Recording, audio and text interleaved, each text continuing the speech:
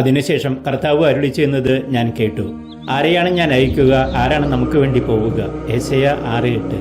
അപ്പോൾ ഞാൻ പറഞ്ഞു, ഇതാ ഞാൻ, എന്നെ അയച്ചാലും. വിശുദ്ധ മർക്കോസിന്റെ സുവിശേഷം 3-ാം അധ്യായത്തിൽ ഈശോ എന്തിനു വേണ്ടി ശിഷ്യരെ വിളിച്ചു എന്ന് പറയുന്നുണ്ട്. തന്നോടുകൂടി ആയിരിക്കുന്നതിനും പ്രസംഗിക്കുവാൻ അയക്കപ്പെടുന്നതിനും. ഇന്നും ഈശോ നമ്മെ വിളിക്കുന്നത് ഇതിനു വേണ്ടി തന്നെയല്ലേ? ഞങ്ങളുടെ മുറിണ്ടാവ് രൂപതയ്ക്ക് വേണ്ടി 3 പേർ കൂടി വിളിക്കേട്ട് തയ്യാറായി വന്നിരിക്കുന്നു, ഈശോയുടെ അടുത്തിരിക്കുവാനും അയക്കപ്പെടുവാനും.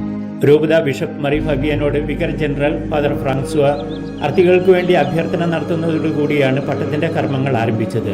അർത്ഥികളുടെ സമ്മതം പിതാവ് നേരിട്ട് ചോദിച്ചറിയുന്നുമുണ്ട്.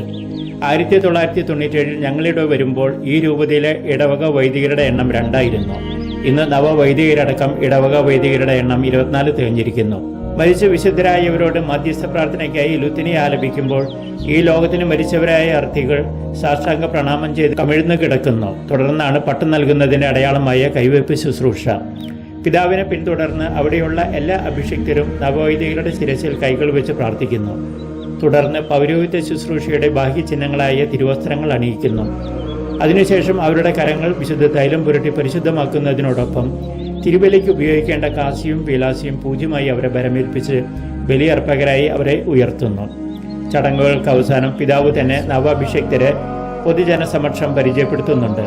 സഹവൈദികരുടെ ആശ്ലേഷ അഭിവാദനങ്ങളോടുകൂടി തിരുപ്പട്ടത്തിന്റെ ചടങ്ങുകൾ സമാപിക്കുകയായി. തുടർന്നാണ് ദിവ്യബലി. കൃതജ്ഞത സ്തോത്രങ്ങൾക്കിടയിൽ പുതിയ അഭിഷിക്തരെ ജനമധ്യത്തിലേക്ക് ആനയിക്കുന്ന ഒരു ചടങ്ങ് തിരുപ്പട്ട ആഘോഷങ്ങൾക്ക് മാറ്റുകൂട്ടുന്നു. ഈശോയെ അറിയുന്നവരുടെ ശതമാനം വളരെ താഴ്ന്നിരിക്കുന്ന ഞങ്ങളുടെ രൂപതയിൽ എല്ലാവരും അയക്കപ്പെട്ടവരാകണം.